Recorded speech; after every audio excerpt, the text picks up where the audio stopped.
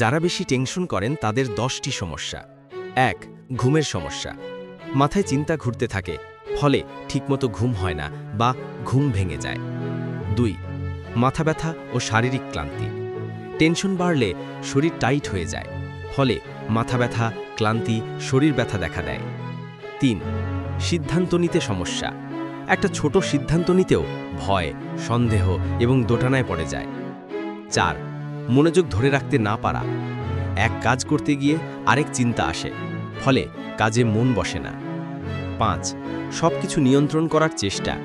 নিয়ন্ত্রণের বাইরে কিছু থাকলেই তারা অস্থির হয়ে যায়। ৬.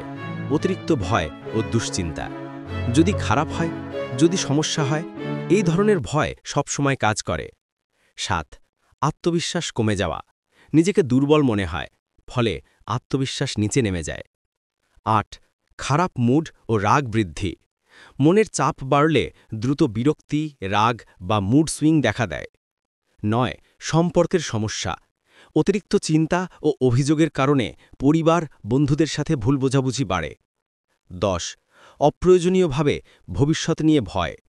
বর্তমানকে উপভোগ করতে পারে না, সবসময় ভবিষ্যতের ওয়ার্স্ট কেস ভাবতে থাকে।